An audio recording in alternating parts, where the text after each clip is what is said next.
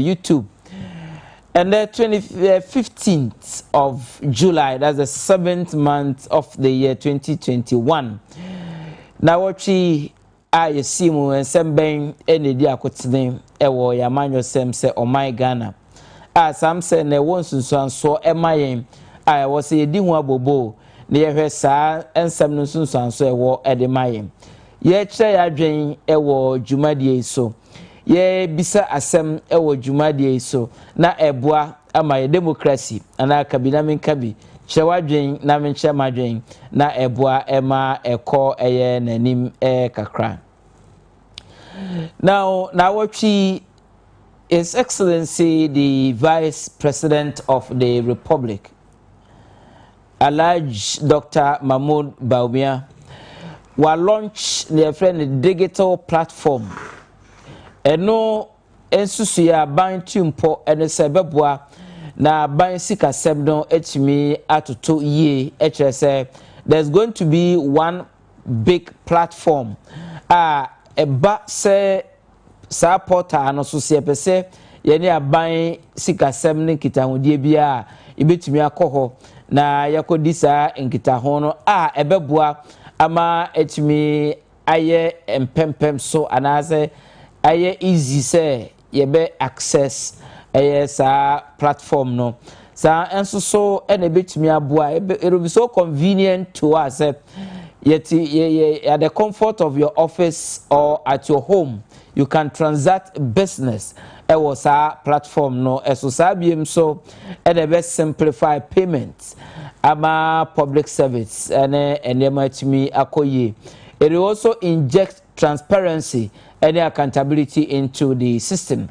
And Utina, His Excellency the Vice President, all launch sa portal www.ghana.gov.gh. Now this is going to be the portal and as a platform free and equi ebebuana the leakages in tokro sonye dawa ya na ban sika semne to ejeje ni nyina efamu no ebetimi esi ano aban susuye ne se anya hwe afi no nko na wiye na aban na timi esi sika be 40 million anke benwini afa sonye emu akodi ankrankre ho eno and His Excellency the Vice President can say it is going to fight the demons in the public sector, demons in quotes.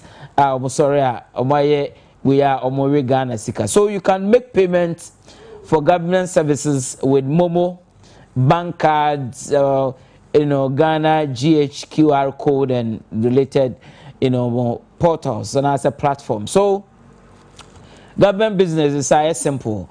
Aban security are simple, and we any foundation and a transformation abua ema advanced democracies utumiko enim and I say utumpong. How do you say this? What's your view on this?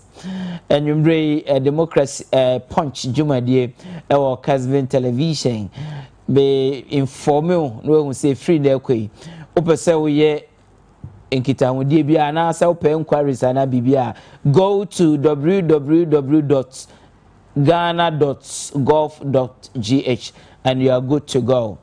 Now what you share Ohene Gyan sema ezisi wa very interesting. Ebi enese how do we balance ejuma current first lady, second lady, any former first ladies and second ladies. Ejuma mudi ema Ohene Gyan. Ene sa jumadi a wodi ene sunsan so e wode ma Ohene. Kwan ben ene ebe fa so a ye be hwe se ye be motivate won. Ye be take care of them. Na wakoso e di sa juma no e de amami bisa we ekosi se oti na wochi se koba ye say emolument presidential emolument committee aye recommendations be the ababontin efa spouses of the president and then the vice president, talking about first lady and second lady and former ones. yetua quarterly allowance and as a monthly allowance any ma na Professor Yanti Bedu committee ekoye recommendation say yentua salary ema between January 2017 a free sabre no echo now watch come and see Ghana social media Ghana 4 mini yakum why ejuma ben ene afa won anti e wo say etua wonka now sempi ena aba efa sa issue we ho sesei na enam so ama the current first lady Mrs. Rebecca Akufo-Addo and the current second lady Dr. Mahmoud Bawumia Samira ne wife ono so omumienu e de beto abonten say enya ade aseska no kra no obaji biem ware found seska na aban etua e de mawom na yebekọ into details there is a sika no saying the koye saying they are found not saying na ewom then there's a call on other beneficiaries Lordina Mahama or former first lady and former second lady another say one so on for one day embra we are confirm SMP edaba or MCCA say is it political equalization 18 years say Lordina and some fan the embra and I say then equity parity and I say then Brasha Bedwafo bi krampo susu say what refund with interest others I say then tin was say refund now moving forward kwan ben the be fa so I be cater for these people now we enen sema pia eka ho enwumbre yet na so punch dwumadi so ane ehwe say so where do we go from here what next e be ansem no na yaka of course yehwe Professor Yanti Bedu committee na yehwe nso say eno so na ye recommendation say e was say senior fibia ye no 4 years bia ye no ye to vehicles edema members of parliament na ye to be edema members of the council of state and also Ghana for bi mini yakum say denti ene wo say ye ma members of parliament bosia na 4 years bia what the to vehicles eno ya de a enwumbre yatna se ye behwe say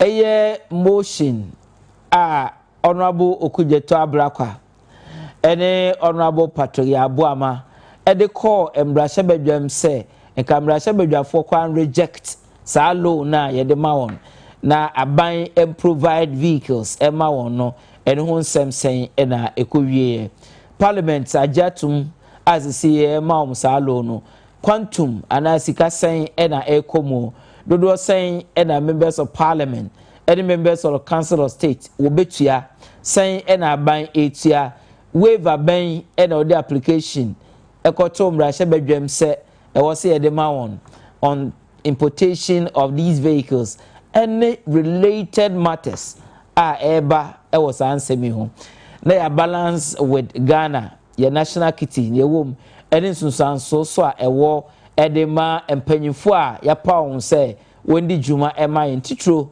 ewo embrashe bedwam enwumbre ye balancing act na ya say ye koyenim no where do we go finance committee wa recommend say wa approve sa loan facility way for members of parliament nemom this should be the last one in future no how are we going to make sure that we provide vehicle for MPs without giving them loan to buy vehicles enyumbre ye mo akwaba edeba sa discussion way or punch jumadi so or Kessben television and on Kessben radio. Of course, the last but not the least, Chief Justice is a very powerful position in the scheme of your political hierarchy.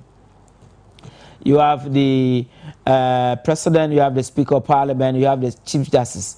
Now chief justice is very prominent a basse judiciary or no and a dano and a basse one crying a swear in the president, it is the chief justice wine and a shema swear members of parliament and paying for speaker and everybody a chief justice.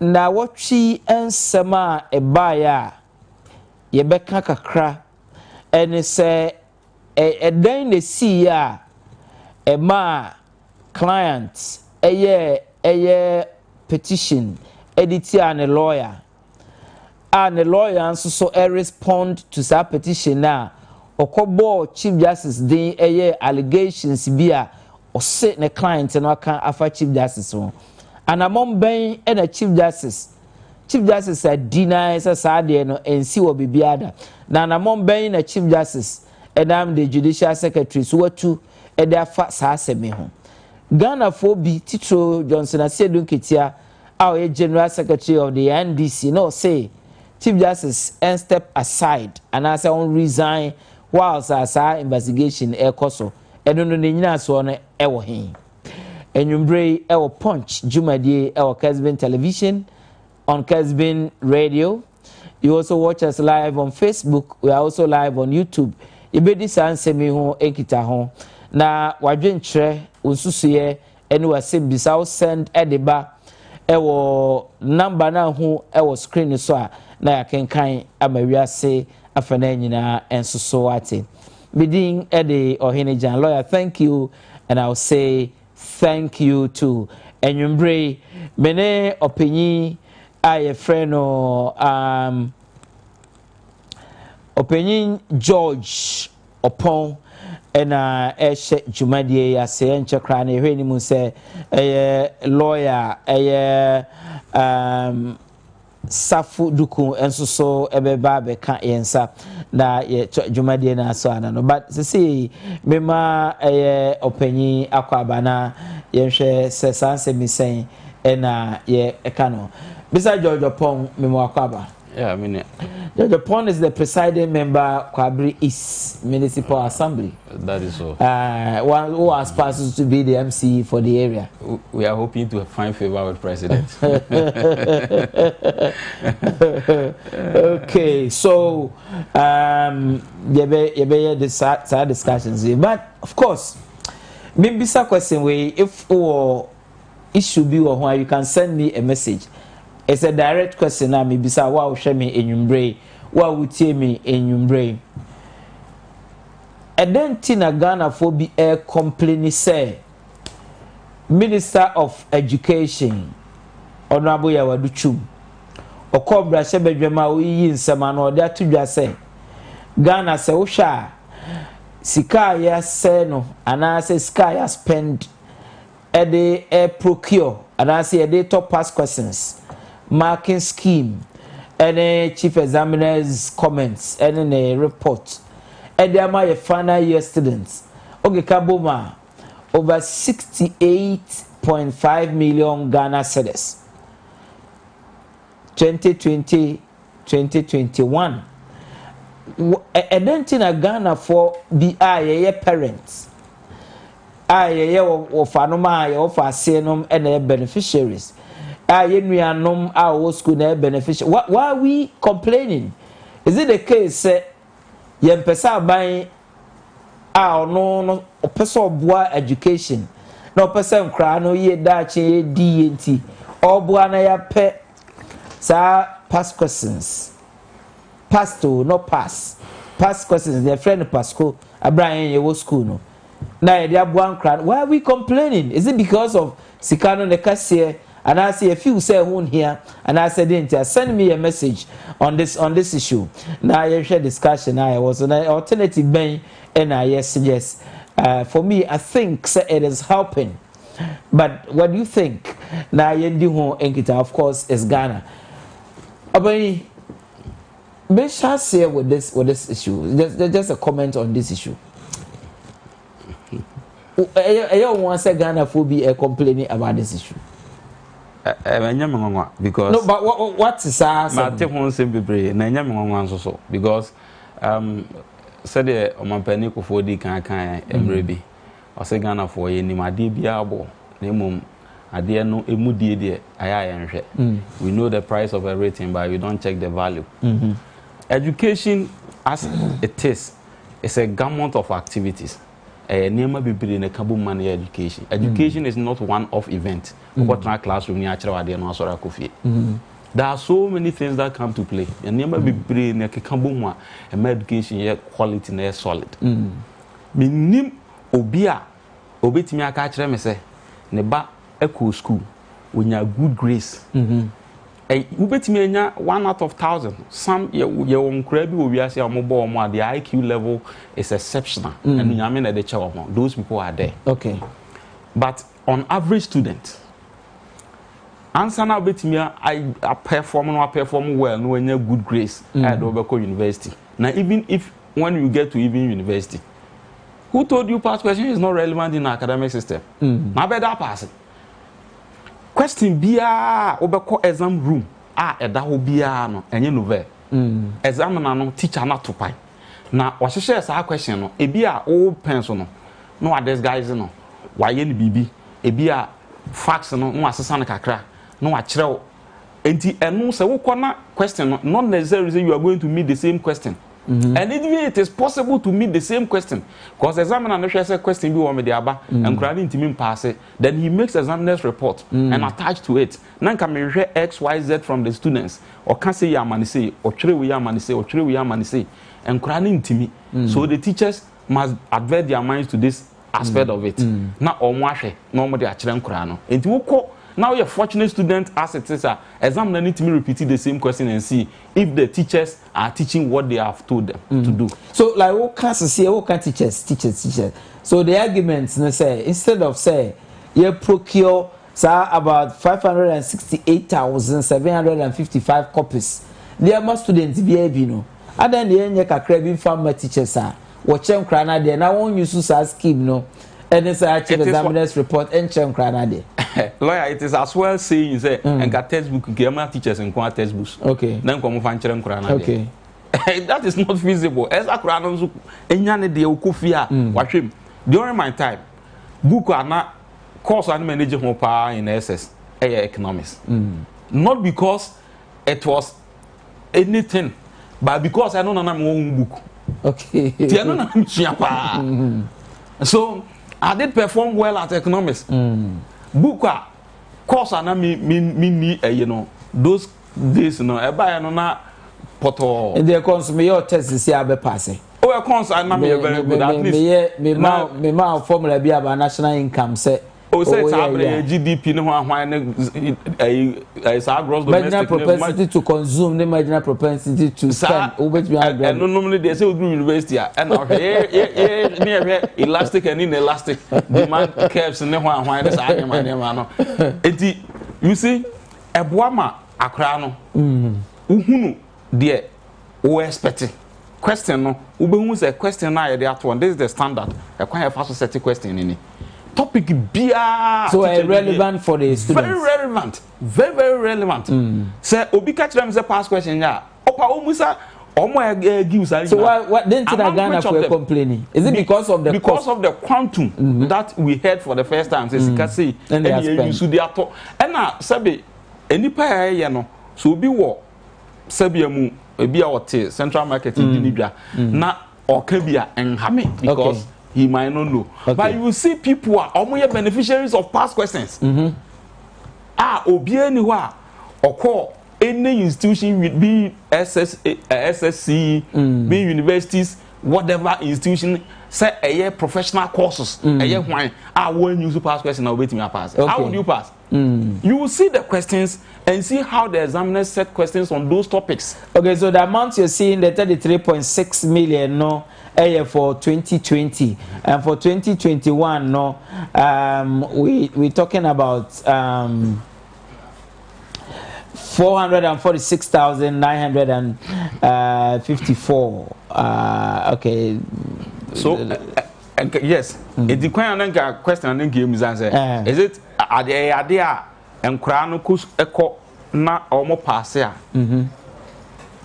pensa say nkra no ko school no be bom ho modern say omo ko no be bom ho modern ne pen sa de a then obviously it is necessary say ebenya past question amom no mo hu how even it is set questions the topic bia teacher bia actually bia under any topic that are questions that are set over there and the questions say usua de na sa topic na usua no nim e bia yam fan say negligence ne actually different varieties of questions that are set under negligence o kona kokoto question bia you will be fumbling even say the examiner no so hwehwe no you might not get it because I mean unya hunu bi da and na hunu marking scheme da hunu examiner's report da so when you have seen it ma who say you took question yes SM is setting me issues SM ye we answer na me feel quickly on this one Ghana for be so say ye ko yanim no any say repeat side because enkra no wie school o see enya means bia ye be because I pass questions ne we no akra the coffee on fa nya hwe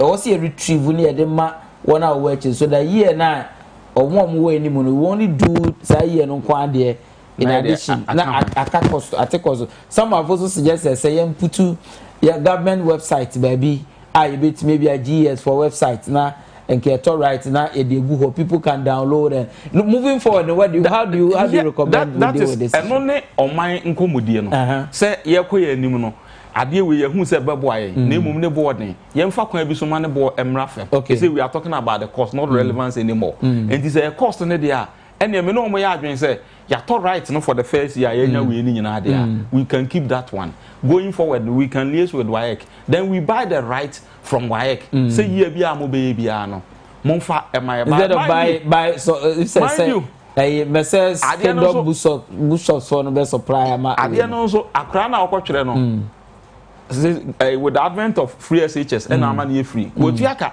aye ono ne bonafide property think no wo beje na wo je ne sen wo je na de ama no bye na tiaka now the amaya tiaka and we can move into that arrangement and take it from there kwan ya ye fa so amana kofam bia ebo na ba fam bia me no mo ya adwen maybe that's relevant you disagree thank you so much Mr. George Opon and I will share no enwumbre e punch Jumadi so Kessben television and on Kessben radio lawyer Safoduku lawyer Safoduku me makwaba Ohene me Joshua mo na edzen chejam for the room my hoye right here Safoduku was the parliamentary candidate for the NDC for Fuja Secretary East. He is a private legal practitioner.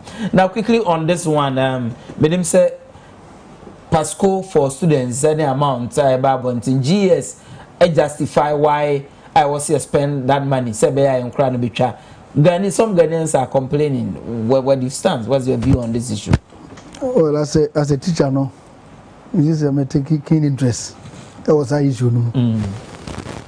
Well, Obiaka said, "I want to hear the men in Yagino."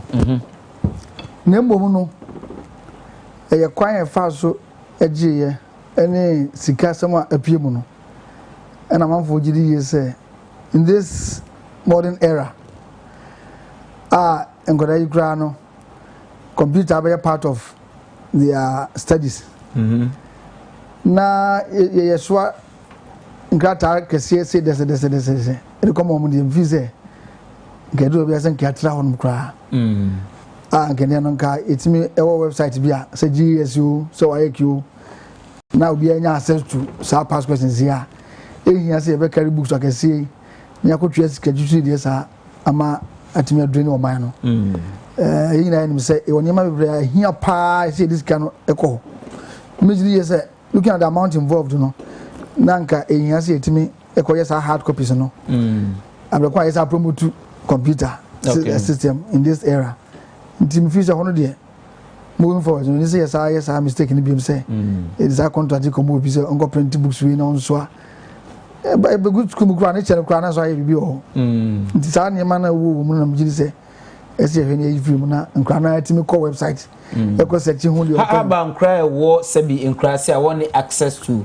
maybe a website say now can say they can download what do then na sound nkra na was there dey on no at the SHS level the mjiri say by this time no say ya banner say they say school bia students be access to the computer okay by this time say you know na e ha dwene pa because mjiri say in the senior high school be electricity our library so computer you say you can buy you say or can say promote they promoting ICT yeah I don't know this is no there should be a way to exactly okay so many be so many be how much does this cost ebi aka say much as aban no trimpo yes aban ebe provide sa support we na ma enkra no exposure na wetimi apase ye no ebi susu say ye build enkra no to pass exams it's a say be ja wona wa chiade na okwa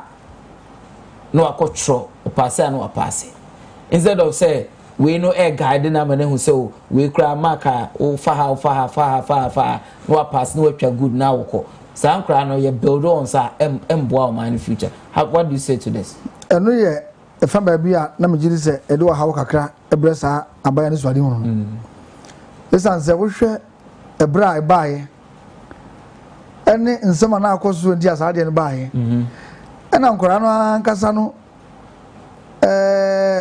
expectations clearly no na e ka bibi kire wo so abe kwa na me da so study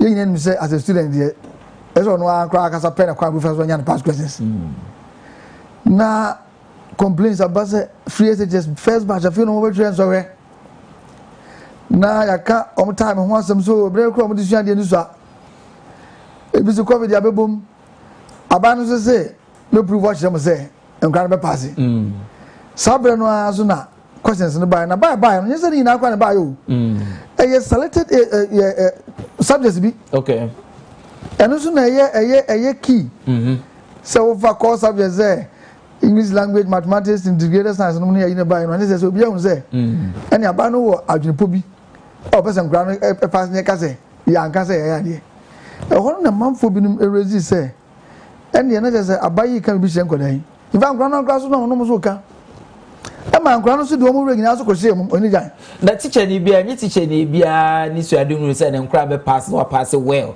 and results you buy a manifest the whole of this West Africa Ghana performance I buy eno no ncho say and am more about 2 year no I yield the results and I expect na oni jan me gidi say ye build o man ya ye buta ne say nkora no e first school mo pass na say is it not the final end? When finally or exams. This is just a guide. And no, I'm a standard. No coffee, my ina using. Only me in him say a can't standard of him.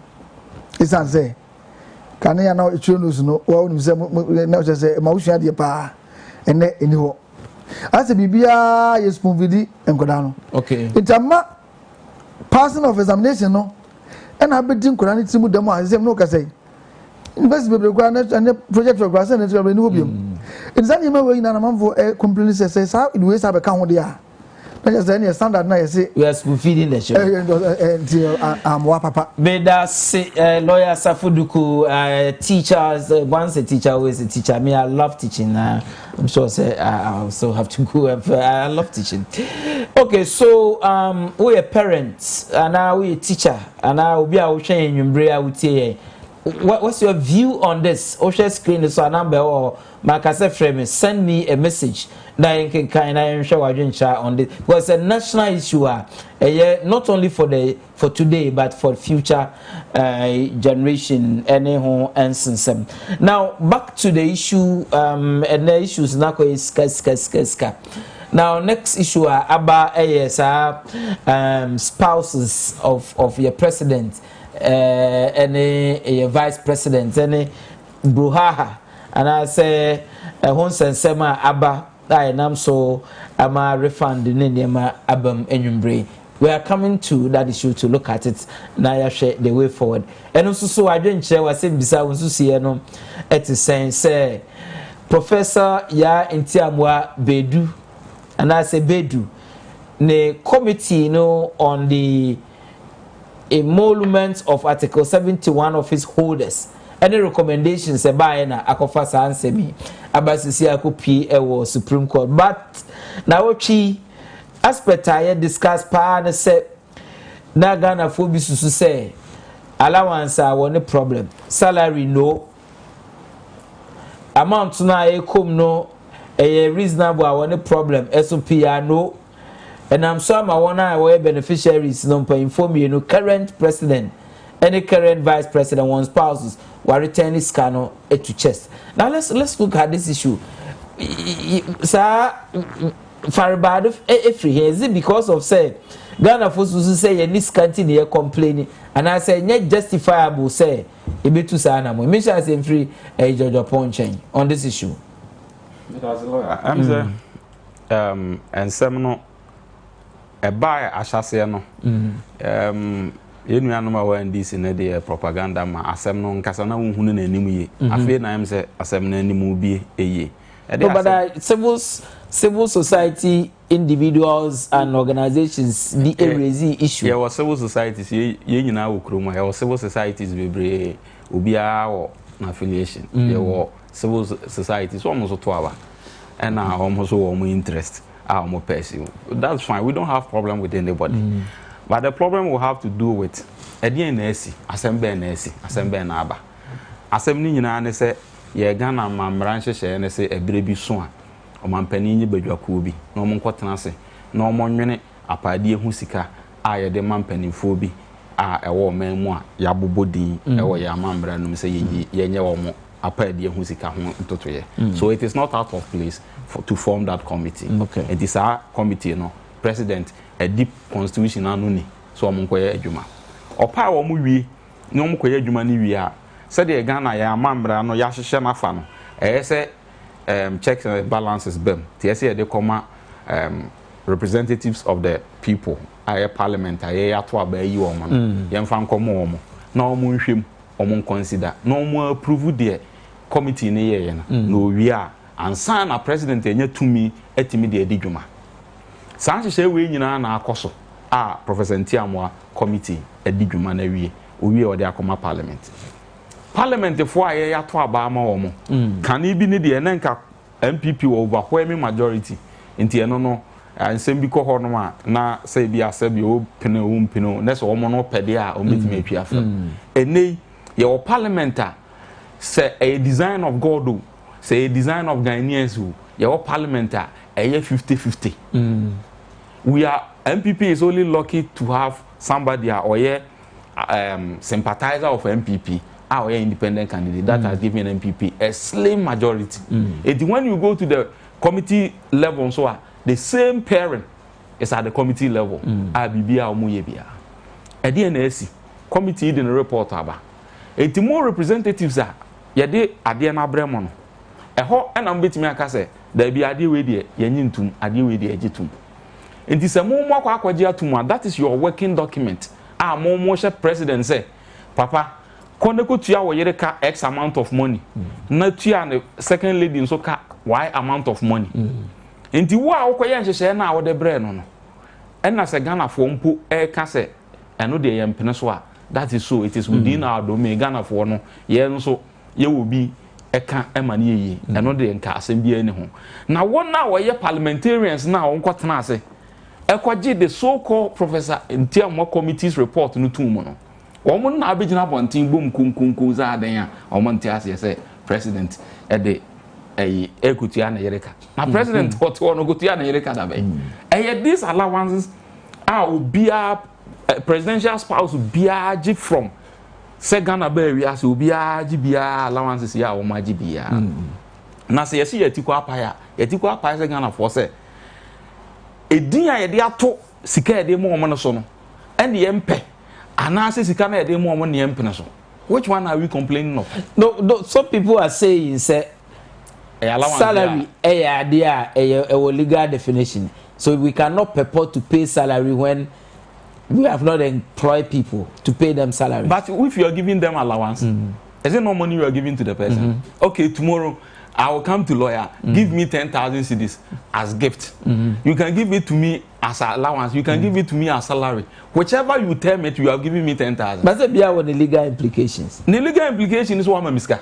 At the tail end of it, sikana adiamani. It is all my misikana to this allowance your salary. It's just nomenclature. Okay. And even it is true that the presidential spouses are not part of the Article 71 of his orders. Yes. that is idea I ain't mean you. But when you read Article 71(3) now, it tells you the allowances include salaries include allowances. It is just a D keke. Say D keke there. Next year Ghana for your penis say you must not president be a D. Na ne ho kan ni ne boa for ye ya to Obama president say on manage Ghana my. But we be so na manage president no. Emma president no enya adwunumu tie enya adwunumu fan itimi de ye adwuma emma Ghana for eso ani say de ye hwehwe no. Enti say eye Ghana for hu ni say enya out of place ye be man allowance de a. Ne say din ne sesa na ye ka ho asem a enke different thing altogether. Say me nti o moka salary na emu ye mo allowance. So allowance na nye sika na ye de be mo. Money that we will give to them. Say salary sika na ye betu ama o. Na emu if we are saying say omun deserve class e be mo bia then that should be a national discourse. Ye nyina atna so o man say awuranom say me teacher ni am hwe me. Where do you stand? They should be given very attractive package because say become tibia na mu aso very attractive package. I say the ma presidential spouses no me comfortable no mutimi hwe awura no aye ya to aba ma omo ne awura no e be to aba ma omo no so omo hwe ye enhwe ye so no omo so ntimi manage omo ye because in any case say you obia level bia be dru bia come tibia ne mu aso sabe na lawyer ye teacher yi na ebia e wo se de osibo ne brafa ne se de ni status in life ete and now nyame peja na obeye mre nimni a oye lawyer ni there is no way say lawyer will live in the manner as he was living as a teacher. There will be difference obviously. There will be difference because yeah abrabo no ko anim no ba bia bedru bia ne ho akande and they said you osibo brafa and now society no so will expect you a certain level of standard. Me ko ba bi nam ko bonsa 100 cedis a ye be boy ensem ama me ba lawyer aduru wona ko bonsa 100 cedis a lawyer ni jan pa lawyer ni jan atini ni atike obi china so bonsa 100 cedis and some will be over no enya nika because they expect you the society uphold you in a certain level or more expect also be deliver. No, but people have said say what to Obama president, that is what to Obama president wife. Yeah. President Ire President Biden. President Mba President Biden. And the provision Edama president no. Also no need to me ed manage ni fee. Na officer ye create edema won no. Ye facilitate wadwuma e office. Ye provide security mom, ye provide bibia wo hia bia but enye Ghana for your responsibility say you betua wonka. That is the argument some people are making. You see, say can say ye ma wo musika. Me aketua ne allowance ne ho I don't want to hear that. Okay. Ma ye mo musika and I mo musika. They should be bold and tell us that don't give them money because as a president me hwe na yere ne nema. Okay. But Ghana for drum no bi asesa na ye kan de na ye ya ye ho ne ye ya ye nya atwom. Okay. Kopim say ye wo so many organizations as CEOs ebi a wo yere oko hospital free o mako hospital free I don't know security or watchman or one man mango bi. Why? No, but some recommendations here were president what so no. Na katua oje the health comprehensive health ade the man no include na ire ene ne ma omo below 18 years. E ba ne ma ne ma pie ko ba na ire ne ba omo below 18 years. Or retire sa health near the benefits in still extended to the ray and number. So is that not enough to take care of that family? And in America, I can say any more muska, we should say so. Okay. But say ye more muska, but ye more allowance, me more salary. That is where I have problem. You have a problem because ye cap positive discrimination. Even our Supreme Court of Ghana. And I hope that lawyer for me no more head. Now you say we are lucky. I hope that we've all read Nothing and Got. Say there can be positive discrimination. There's a equality now. And yet within the status where a lawyer for share, because a lawyer for more share, you treat him equal. A different say a lawyer for share, you treat him equal. Don't expect say me a gardener, you be treating me no more pay. It won't happen. Okay, so I'm for complaint no for say complaint in there. So more kind of straight to say my more BBR, then we can discuss that. Okay. But give them allowance, don't give them salary. What is it for? Is it not money we are giving to them? Whichever name you term it. Beba hope be near the refund about any home sema baby. Me call lawyer when I mean lawyer didn't on this issue. Now lawyer what stands on this issue no at the same. Only I did Gano, Mara Hopa. Oh, dear. Your face enters all raho. No, me too many Macumba. Sir, and some we buy ye. Nakamari Senka. Gana be at that group be. The best of any to say. Patty, I can see me knowing. Tomon for send me a bar. With the yin I say. You can't tell them, sir. I dare not and yet. Visa Satan, I can't be a bashas, say, but we'll share this course, our course from the time I sent me by here. It's just a baby in the first place, say allowance you, say salary you, me jiri say ni kwasi so kra say the command pen you say na be dia chi o maye no. Listen say to me, intiase bi enim. Listen say by virtue of offices na omukunu kra ewo no. Adodode ni enwanam a ewo ho no. Any see a man appears as a almost woman. Now, ordinary person, so I did a crash, so almost survival. Only time. It is here I see president and a wife.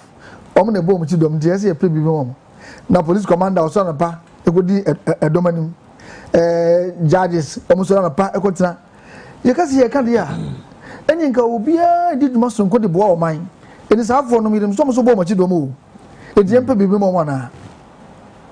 Now the American say, I say, a man who say, almost which is never the case. Okay, say never the case. This is because we share reports now over the years. Rawlings, former President Rawlings, HRC, Emma Liman, former President Liman, Lere, Mwa, President Kufuor, you know, or not so here, so more maka, a man over a President Mills by 1 million free or quarterly allowance or the mount. Former President John Dramani Mahama, Wabetwaso. This the only time I be a big issue is because the name no a free allowance na I be a salary and this idea way. But so if need that, and then over the years someone jia until say Nancy Asamabahui. Lawyer. I didn't know we could have been simple say, Okobo salary so was our issue. Abraqua and Brano, ye the year Jumano. A kind of prefer. I want to first halfway and my salaries be same young. To work out the difference between salary and allowance, none about anything so budget to one of what the cover be and fat. The mention of the word salary, you won't go for a same from home. Our constitution, a boy in Iron actually. It is one of what's a pa yet, Minister of one become. And yet, impose, you first halfway to sad issue in the first place. It's Adiano, and yet, and quasi as also cry. Number there, only Jadiama who cried Jimmy Cassian say, Matti say, your mamma must have this me cry about. Oh, your boss is here. The next line, the bears are refunded. It is only as I can say, a baby at Tremonaya, ya. You will say, Bia, Mampanibit so, may call him what. And no, you're different from say, I didn't cry, but I never was say, as I believe, your mom says, Cano. Listen, say, Omukrono out of the DNA and Yanam. A sober so I can't afford to draw one is Aquan and Bia. Omukrotimi etnasi. Enini. Edidie. I yes, sir. Sabrino, can you answer me? Kwana Kayaka? Listen, say, Abai GDN Resman Gofonia. And yet, a monument to some crowd and comedy with the crowd. Okay. Jacofani Brabano. A bush check is say, me protected public person, no. Member man for system, you know. And yet, a monument to want some committee, as assembly can want some. Sometimes and how can want some.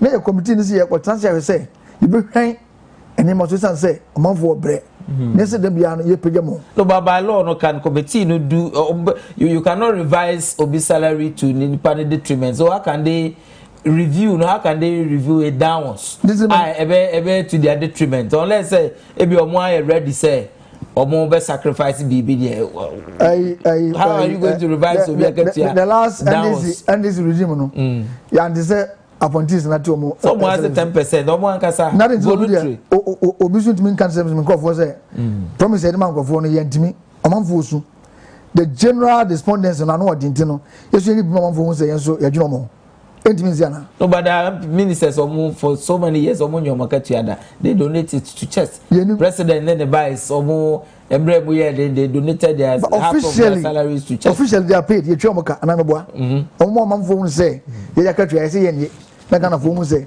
ye the man group we no so wa waje awie no membership of the committee. Professor Yanti Amwabedu was the chairperson.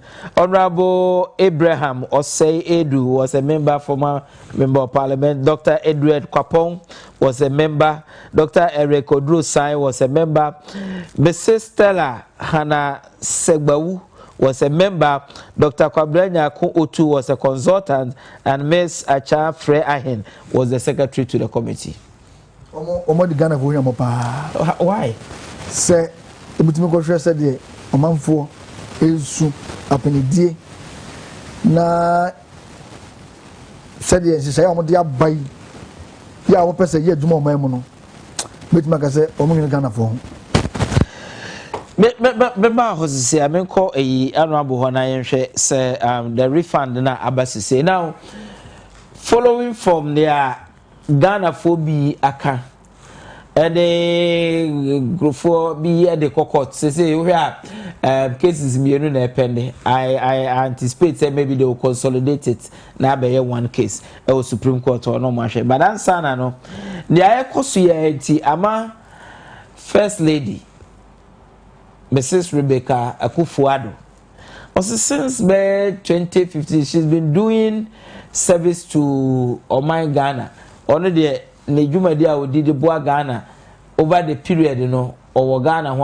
I mean, like she's continuing to do that. It is just as Kawi and I created disaffection behind, you know, Ghana free since 2017. Says Ghana, which you are at the man, no, we're refunding in now. Now, first lady, total sum, our refunding, no, 889,000, no. 899,097.24. Yes, 899,097 cedis 84 pesos since 2017. Eti oshe second lady and so a refund the total of 887,482 Ghana cedis. The breakdown now 2017 no was 208,183.44. 2018 was 208,176. 2019 was 210,050, and 2020 218,154, and from January basic March 2021 yet 54,537.60, and the amount total no okaboma 899,097.84. Second lady Eddie and so no said I'm a bobo winners and okaboma 897,482.00. Womienu say enam ensema Ghana fo bi kane bi so pa omani adadenti no etu nkohwere ba bi free wasesa saska nyina e de ko back se Ghana fo yenye yade lebom wobekọ so di wonjuma wodi e de boa o my Ghana. Besha say free honorable George, were you surprised say almost my refund? Well, media na me surprised because if I were the one say media come first canema because a scar legitimately due her or mine say mono a free President Rawlings so by champion yere no nyina ba nyina akonhumasika ye de ma wo mo say ra no yere no obi a gene de ye ewura yere Lordina Mahama agene de kufu eno eda ho no you say amanfo bi ka say madam oh si enyina ye obi agene de enti no ono kra bi numu kra ka say ena nka me ba o say amanfo push say ono so mfa ne de bra but no I don't subscribe to that. You don't subscribe to that. Esa afo na nya okay de me ne say me ena me owura yere Rebecca Kufuado de a enka say ska na me mfa makopem say e ska oman no esem ne fatame a obia yere no magidi even go for power no kuna na eno no say if I were the one obia ne say de ofa ade fa obi won so a obesusu say say ade we nti na ede animtiabu ebeba mafam enipa bi ebefa ho akasa atwitwime atiame a ene etu nkotwere de twere ade na ade ma amene kura no akura maka menwe waade ni je waade eno ye de ono say de ofa no nti obia ne say de respond to issue enti ono fi say ebe ha adwene a enya ade bi a ebro so because since 2015 ye nti ye kura na nim say ye maame Rebecca Kufuado waye ni donations hospitals ni ade ni foundation waye niema be pre at one go sika was spending on those no ebro so 899 whatever it is ebro so oh na say you need not have money at the bank, you need to be influential. That's all. It's a will be person solicited fund. You just need to be influential. American presidency or moko presidency or moko fundraising here there. The obi wa odi capre. But on rising this work Obama when how much at a night and when a fundraising. It is about your connection and your influence. It is a yeah mama or yeah na de dada. Next word de oye ne niema odi ni dwuma dada enye we nti se be nye obi egro nti na efifiri sen enti se ono ofi se we ama mu betietie na nimu ekwan bi so a emwa e de be ya amanyosem de a etu nkotwere de etwere se de be ya mo bo bedwo. Let me read a portion of the letter now. Company sir, it's important to state that payment of such allowances existed and was made to previous first ladies in the course of the Fourth Republic, prior to Mrs. Akufo-Addo becoming the first lady.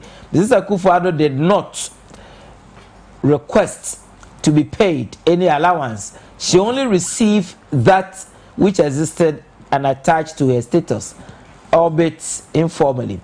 That notwithstanding, the public discussion has been laced with some extremely negative opinions, in some cases which she finds distasteful, seeking to portray her as a venal, self-serving and self-centered woman who does not care about the plight of the ordinary Ghanaian. In view of this, the First Lady, in consultation with the President of the Republic, has decided to refund all monies paid to her as allowance from the date of the President's assumption of office. That's from January 2017 to date, amounting to 899,097.84 pesos. So that is so. In consultation with the husband, now that a honor then a catch yourself in consultation with the husband, we refund everything that we are paid to the chest since 2017. Yes, you can profile an opinion. Mira, Adiano said yes, Kono. Nipa bi ya fa bronya ho de awe crackers. Say nipa bi be fa we ho atiti amanim de mesrewa ma me kwan.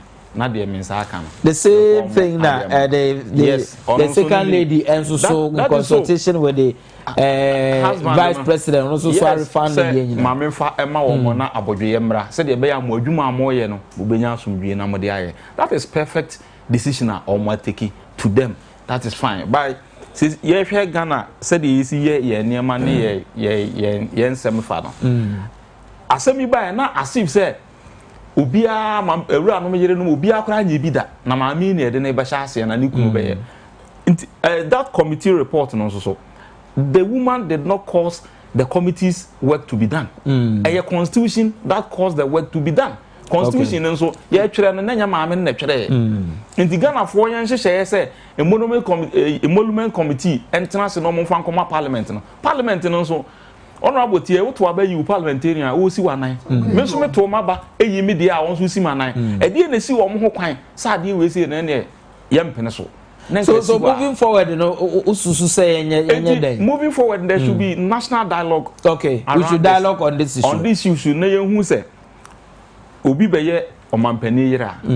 This is the package for. Yeah, the man. I come back to you. When lawyer view on this refund. The money has been refunded by 2 of the beneficiaries. Others no yenti omonkaba 2 per omo to say 2 no dey say omo refund ni nya. Lawyer. Me fa no kwento mo. Say your asem balance yen me an hoye ni. An kan se ne ye che no a. Se do tumfo kan da bia na ye koni asabe si achi.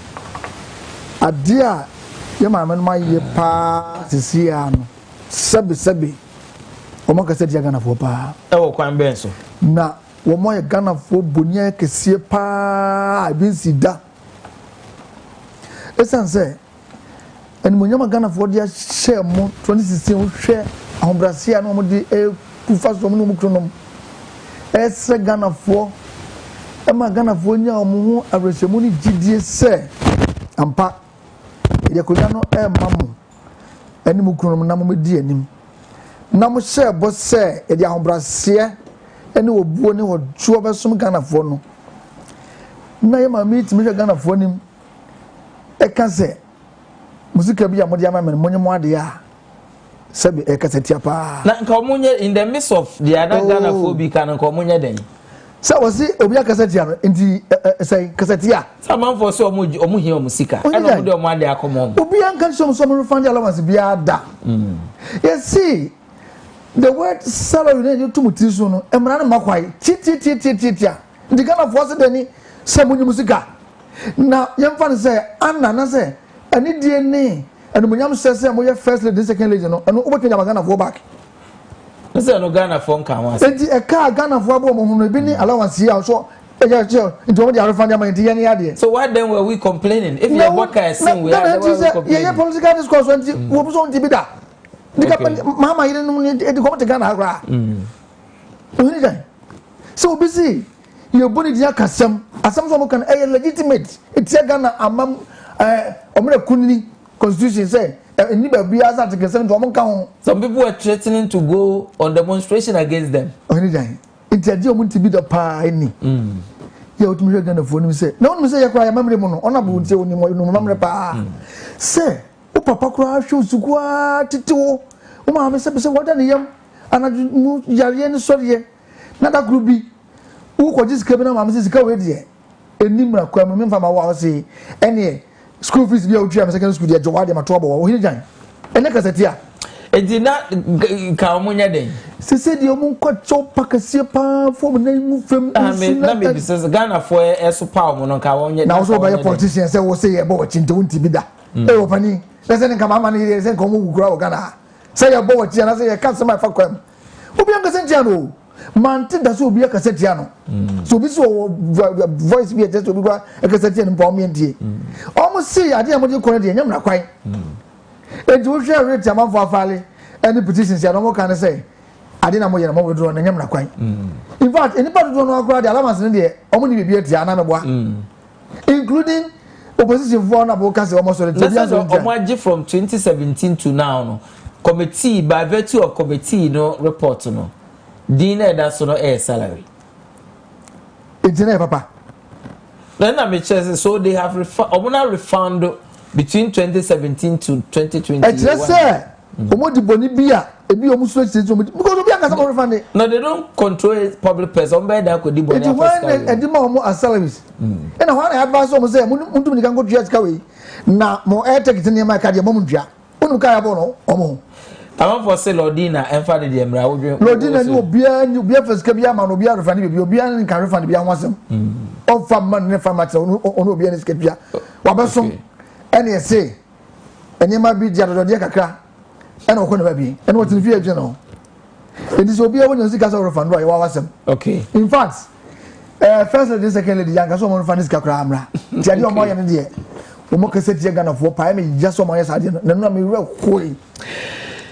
Nana Kwame Elias Westlife Barbering Shop Asiwa. I'm listening to this in my shop. That's why I wish okay. wishing. Now, your Ponsa from Krofa Himfe. So, the former President Mahama was paying 22,724 to his wife every month for 4 years, but cancelled the assistant teacher training allowance of 400 Ghana cedis. I am praying Lord Dina Mahama refund all these allowances as Mrs. Rebecca Kufuado has paved the way of refunding all allowances paid her. Okay, this one, sorry, we cannot play your video. We can only read your message. Good evening to you, lawyer. I'm here to ask this question. Are they the only people to pay back their money, please? Well, I don't know others if Baroski from Asiswa says, First Lady Rebecca Kufuado has proved to the reasonable doubt that she cares Mother Ghana. First Lady Extraordinary. First Lady Mu First Grade. Hi to Nana Safo Kantanka Sisiriwa Hene. Now this one says that it's important to acquire the chief examiner reports, but very costly. Some Ghanaians perceive Nchobo. Okay, this is on the education issue.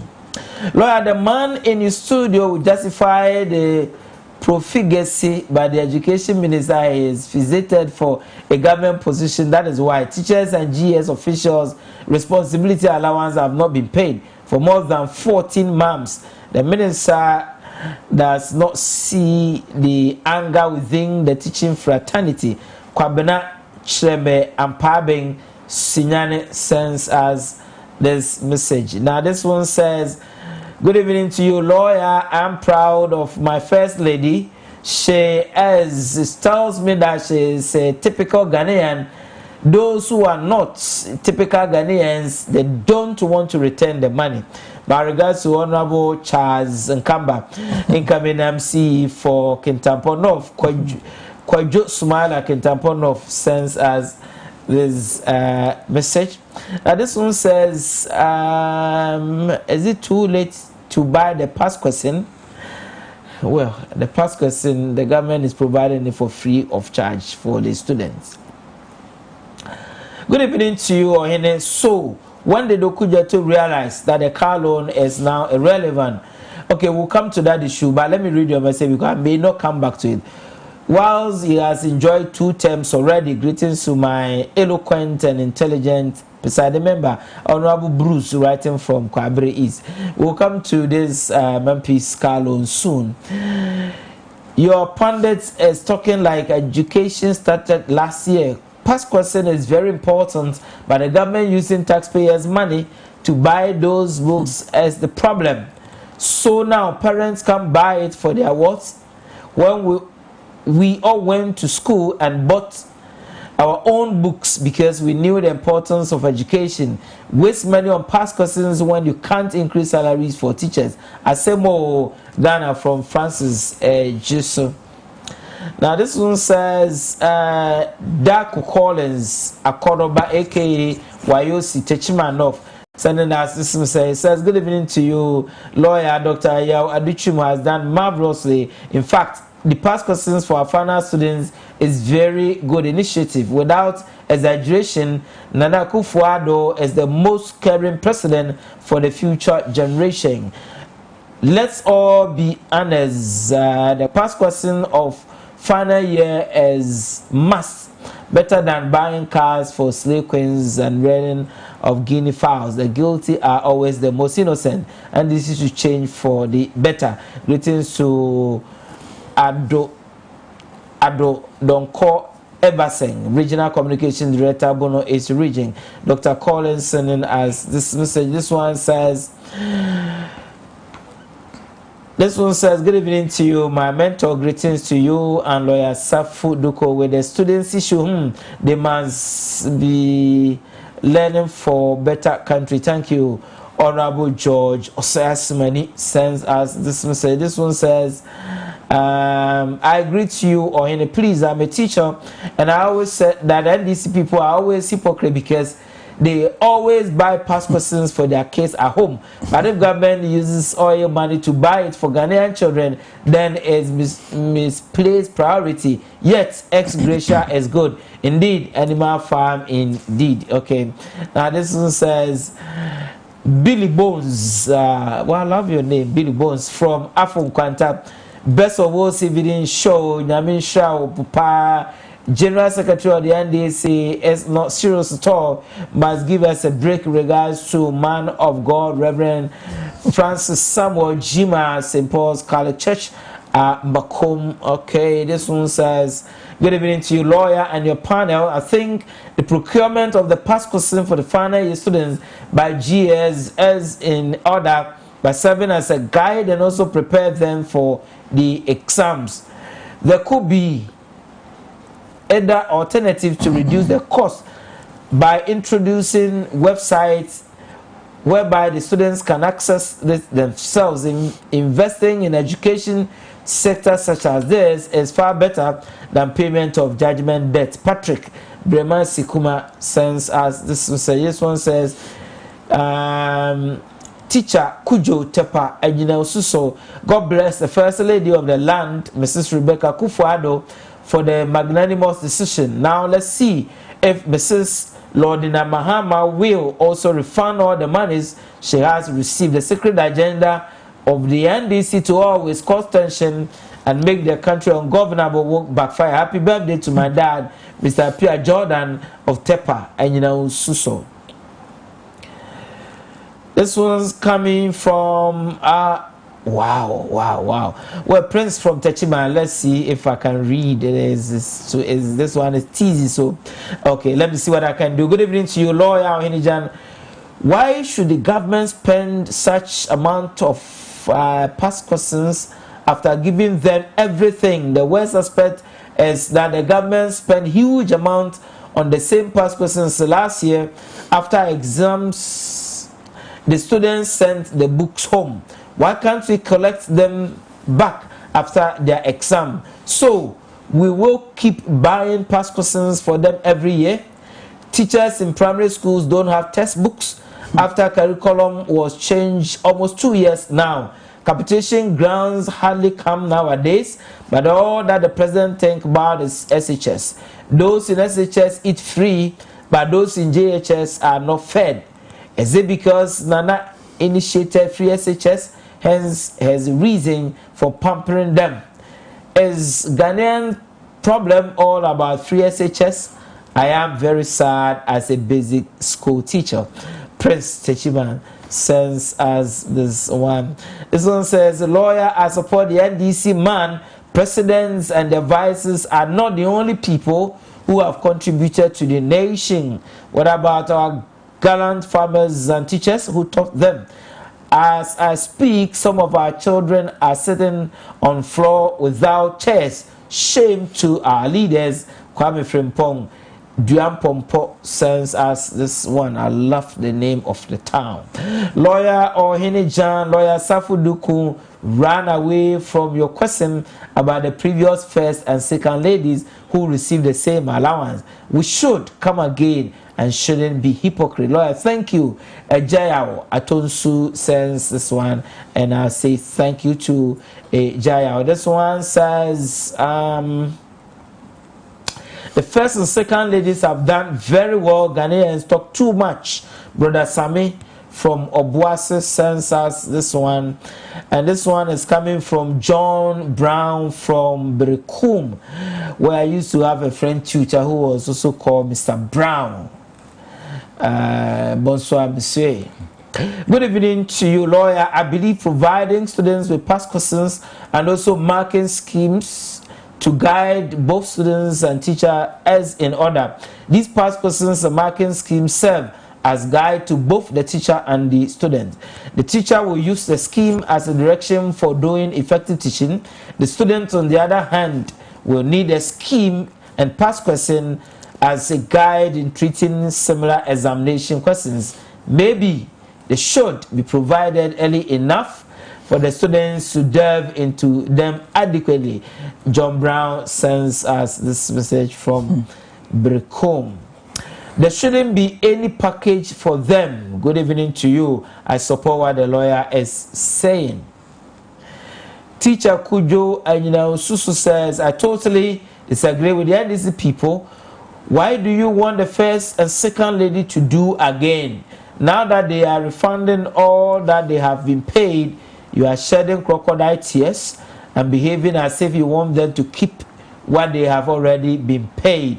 The ladies want to return everything that they've been paid, so it will make your life better. And now you are insulting them for being arrogant. Happy birthday to my dad. Okay. Good evening to you, lawyer. Buying Pasco for people is a misplaced priority. This is the country where government values students than the welfare of teachers who teach them. Government praise students when they pass 2020 WAEC. No, WASI rather than the teachers. Please tell the NDC MP to remember teachers because very soon he will become a millionaire. Francis Enyinem says that's interesting one. Good evening to you, lawyer. How can this lawyer talk like that? These ladies respect themselves. They can't allow you people to insult them. They did a good job. And Tiama from Kumasi is not happy at all with you, lawyer. Lawyer, 4% and 7% for 2021 increment is not good for our teachers in villages. President should do something about it. Say John Manso Kumpese. Pardon me if I butchered your town. Good evening to you, lawyer. You're doing a great job. Ghanaians talk too much. You accuse them of taking money. That is illegal. They have returned it, and we are still talking. Gano Peter from Tadi sends us this message. This one says, please, good evening to you. I'm here to ask you this question. Are they the only people to pay back the money? Well, they are the ones who have refunded the money. I don't know of others. Ohene NDC, they are hypocrites. I do just fee Kumanin. I have forgot so sends this one. Okay, these are WhatsApp messages. Let me look at the messages quickly. And then I'll come back to the studio and then we will continue with the discussion. Okay, so let's see what is here. This one says, good evening to you, lawyer. I am Sayamas from Jachi Bosomche. I support what the first lady and second lady have done, and they should continue to do the good job for Mother Ghana and Ghanaians. Good evening to you, lawyer. New curriculum textbook he cannot provide, but he can give out a new vehicle. God save Ghana from this government. Pau Obuase Sam Jonah Estate sends us this message. Good evening to you, lawyer. I'm disappointed in the first and second ladies for their refund. Are they also going to refund all state vehicles allocated to them? Are they also going to pay for their air tickets whenever they travel outside the country? This refund is nothing to Ghanaians. By Justine Chra sending us this message. This one says, we should spend more money on content than Pasco. Pasco will forever remain Pasco. If you don't have the content at your fingertips, what is the use of Pasco? Teacher Kweku Gustav Nyamebeche Nkwanta sends us this message. Well, Teacher Kujo, I've read your message somewhere. This one says, lawyer, I am teacher Kofi from Mankasim Central Region. The policy of spending money on Pasco for students is a doom policy. Lawyer, come and see. We don't have any textbook since the new curriculum was introduced from 2017. No capitation grant to run the school since 2018 to date. No laptops, no wireless, no sitting and writing places for school children. They should rather stop this free and encourage learners to learn hard because teachers are suffering. Again, we completed the top-up certificates from the university and our upgrading has become a problem since 2017 to today. Please, lawyer, tell Mr. President that teachers are suffering.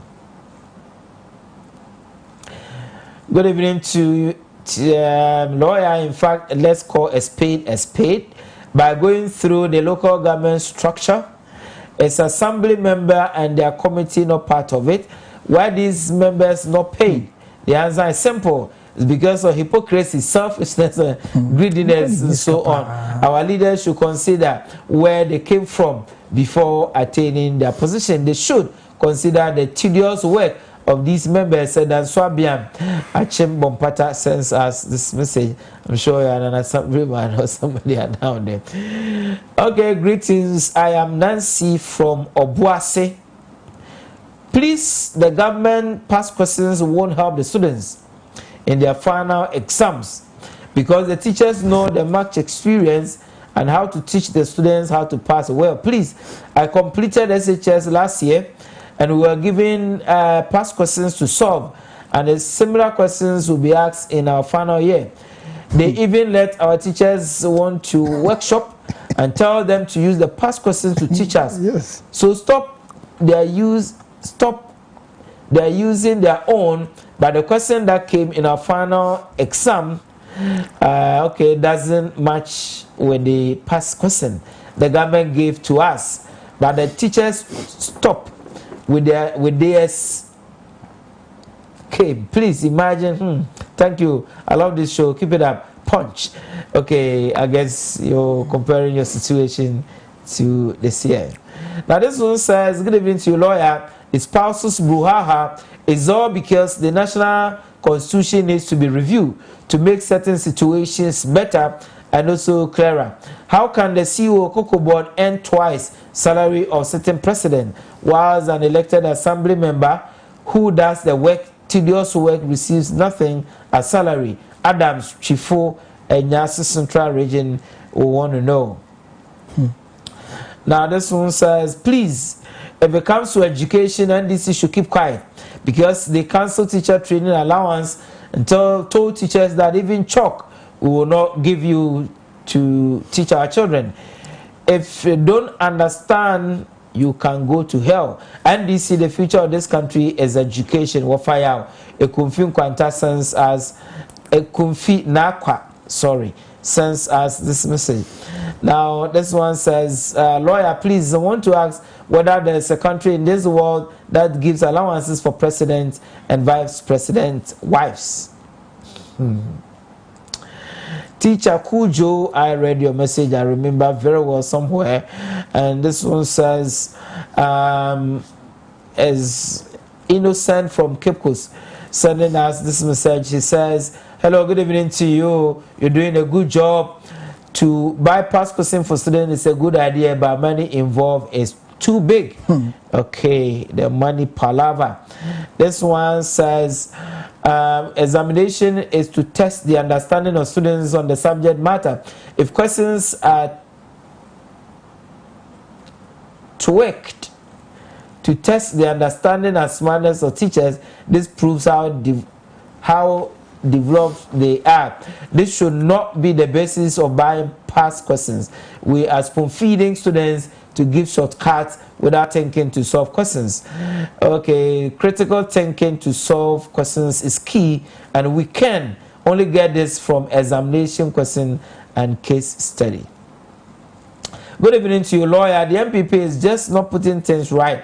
Lawyer, please, should we also pay the wife of doctors, teachers, and all government workers' wives? NPP will end up selling Ghana to settle the president and his wife. Christopher from Yeji sends us this one, where the people I mentioned are not Article 71 of his holders, so their spouses cannot enjoy this one. We should not give them anything because we are already taking care of them and they receive secret allowance, so I'm okay. I do Marfo Precious Amstead Mampong sends us this one. Now this one says, Ben from EAG, we thought Mama Becky was the only beneficiary. God bless Ghana. Okay. A former President John Mahama said in his report that His Excellency Nana Akufo-Addo is paying his wife and the second lady salary. Meanwhile, ex-president JM wife received the same money as allowance. She must also refund the money. This one says, Is it too late to buy the past questions? I am Albert Mensah from Obuase. Albert, well, I don't know which past questions you are referring to, but lawyer, the use of past questions have been in existence long ago in Ghana's education system, so there should be a continuity. Kingsley Amchi, Buasia Kwamansia South, Manso Takurase sends us this one. This one says, I am Charles from Asokore Mampon. Lawyer, good evening, already enjoying the show. May the good Lord richly bless you. Okay, thank you for your commendation. This one says, take your lawyer, Pasco is good for students. Opoku Sinyane sends us this one. People have a way of writing things. So is the way you want to write Sinyane? Okay. Lawyer, belated happy birthday to Honorable George upon the incoming MC of Kwabri East. Well, he's the man here. Yeah, honorable. Belated happy birthday to you. I didn't know it was your birthday. Yesterday I don't know was my birthday. Yesterday, okay. Lawyer, it is shocking how people who have chopped ex gratia are still chopping ex gratia, and they are pretending to fight the first and second ladies. Belated happy birthday. Okay, I hear you. Now this one sends this one 42 minutes ago. It says concerning the past question for students, if government pays for and posts it online, then other West African countries can easily access it. Richard Hadroposo says this one. Ghana for we can do it. We can give only some access key or some access something to the students so they can go there and do the access. Good evening to you, lawyer. With the issue of Pasco for students, teachers were not even given a copy for last year. Students received chief examiner's report, whilst teachers don't have any idea of the content. God bless teachers. God help teachers. I love your show. I am teacher Lito from Somenya in the Eastern region. Oh, teachers did not receive the chief examiner's report. Is that what you're saying? But if teachers did not receive that one, then that was serious. They should get copies. I mean, they are the people who need it to use it. Okay, other messages. No, I promise I'll read them. But let me go back to my panel members. It's already 9:30, and we have to deal into this. Members of Parliament and Carlo, Misha Free on Chan lawyer, and then I'll go to Honorable.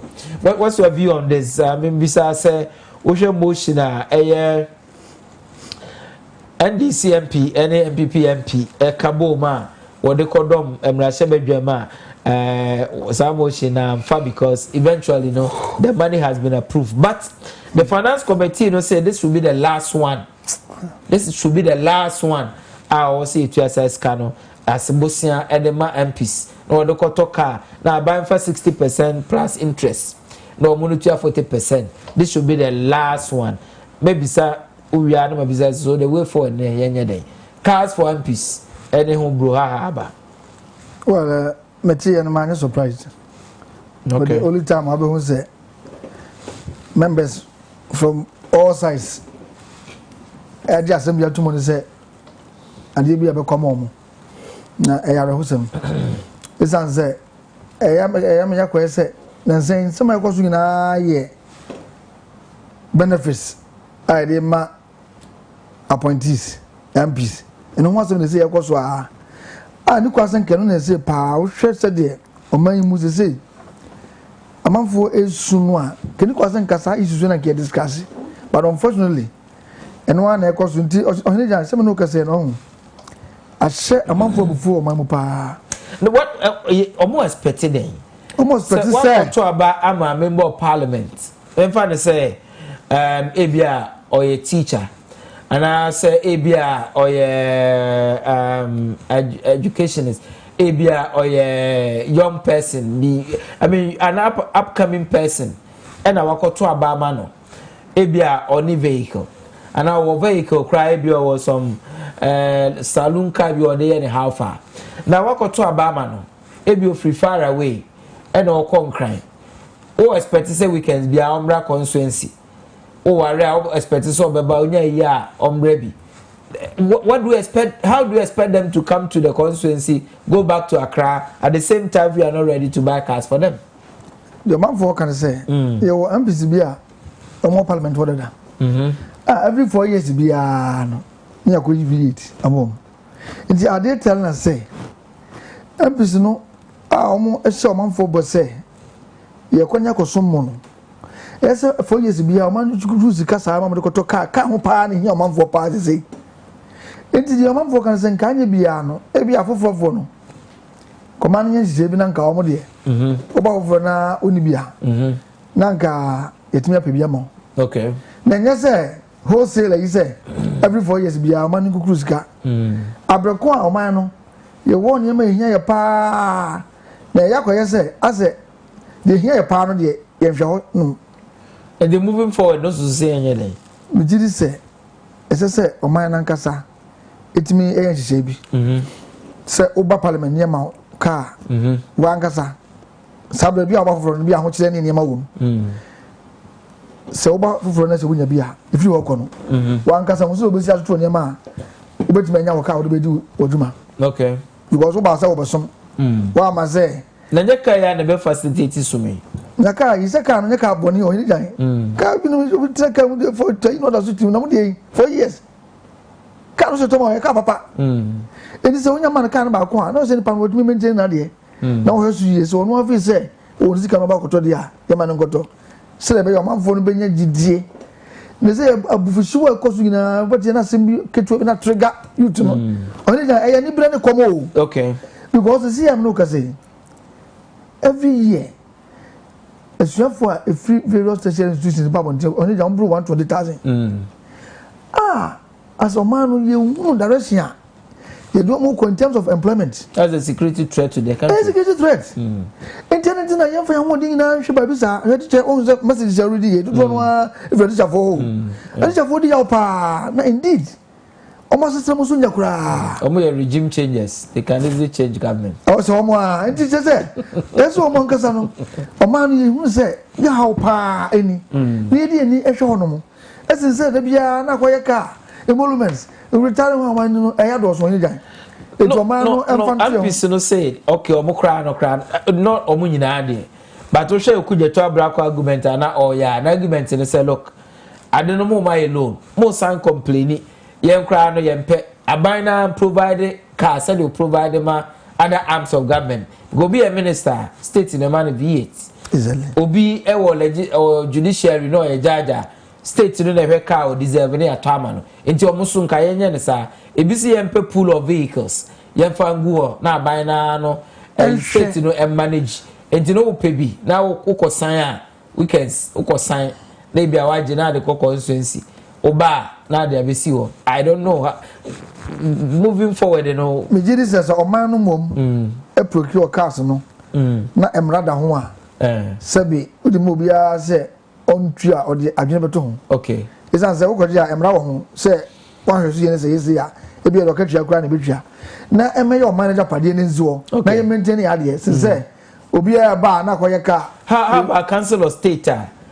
So because you can't before them, but council of state funds so more benefited from the same car loan with the same conditions, 40-60, same thing. Can you no man for any sunny energy? But I know only a man for ready. Nipa research. To man for ni be. The expedition company phones say no. So can you no man for ni to crowd money ati? Na you never born money and say council of state they okay. People don't know what you say. We never can so much money in here. This is the constitution. Yes, it's on. Name mono. Enquire some. Any question say, oh, a Jadian, a Yakasias, Utia. Now, I do as you crab at also. Young in only that could to a branch and baby. Okay. Omoni Brepa. Honorable Quabre Monte Soria, and you probably any man. You only guy. Okay. Near man of the DNA allowance and some conduct any check or how pa. A security threat to the nation. You fear and go. I mean, there's allowance as a name. The volumes I had also. Maybe as I come back to you on other issues, make honorable George upon on this issue, honorable. Yeah. Why Ghanaians complaining? As some of my phone, no more grounds, no more brepa, no more. You didn't want to mom. Oh, any time. The former coordinating director, I'm a corner. ye didn't come and I was complaining. The assembly members, yeah, almost then I was a Bema.